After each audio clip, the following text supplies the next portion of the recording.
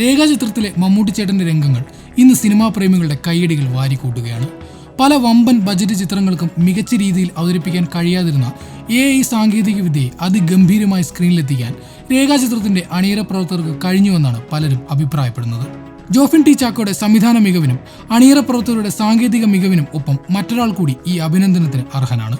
മമ്മൂട്ടിയുടെ ബോഡി ഡബിളായി ചിത്രത്തിൽ വേഷമിട്ട ട്വിങ്കിൾ സൂര്യ. പെരുമ്പാവൂർ സ്വദേശിയായ ട്വിങ്കിൾ ഇൻസ്റ്റഗ്രാം ലോകത്തിന് പരിചിതനാണ്.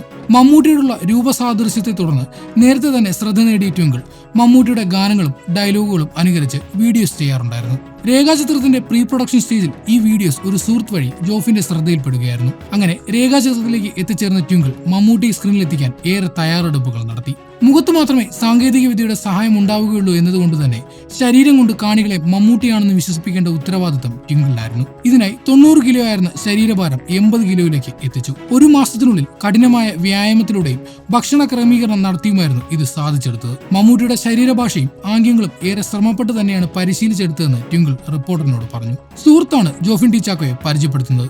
ദേഹം മമ്മൂട്ടിയുടേതുപോലെ ആക്കാനായി കുറെ കഷ്ടപ്പെട്ടു. ആംഗ്യങ്ങളും നടത്തും ശരീര ചലനങ്ങളും അദ്ദേഹത്തിന്റേതുപോലെ ആക്കാനും കുറെ അധ്വാനിച്ചു. ഈ പരിശീലനത്തിനായി സിനിമാ ടീം ഒരാളെ നിർത്തിയിരുന്നു. ഞാനൊരു ചെറിയ കലാകാരനാണ്. മമ്മൂക്കയെ അവതരിപ്പിക്കാനായതിലും അതിന് ഇത്രയും അഭിനന്ദനങ്ങൾ ലഭിക്കുന്നതിലും ഒരുപാട് സന്തോഷമുണ്ട്, ട്വിങ്കിൾ പറയുന്നു. രേഖാചിത്രത്തിൽ സുപ്രധാനമായ നിമിഷത്തിലാണ് മമ്മൂട്ടിയെ AI സാങ്കേതിക വിദ്യയുടെ സഹായത്തോടെ പുനരവതരിപ്പിച്ചിരിക്കുന്നത്. കാതോട് കാതോരം എന്ന സിനിമയുടെ ചിത്രീകരണ വേളയിൽ ആ സിനിമയിൽ അഭിനയിക്കാനായി മമ്മൂട്ടി എത്തുന്നതും ഷൂട്ടിംഗ് സീനുകളുമാണ് ചിത്രത്തിലുള്ളത്. ഈ രംഗങ്ങൾക്കും തിയേറ്ററിൽ വലിയ കയ്യടി ലഭിച്ചിരുന്നു. അനശ്വര രാജനും ആസിഫ് അലിയും പ്രധാന വേഷത്തിലെത്തിയ രേഖാചിത്രം ആഗോള ബോക്സ് ഓഫീസിൽ നിന്നും 75 കോടിയാണ് സ്വന്തമാക്കിയത്. ജോഫിൻ ടി ചാക്കോ, രാമു സുനിൽ എന്നിവരുടെ കഥയ്ക്ക് ജോൺ മന്ത്രിക്കലായിരുന്നു തിരക്കഥ രചിച്ചത്. കാവ്യ ഫിലിംസ് കമ്പനി നിർമ്മിച്ച ചിത്രം സോണി ലിവിലൂടെ സ്ട്രീം ചെയ്യുന്നുണ്ട്.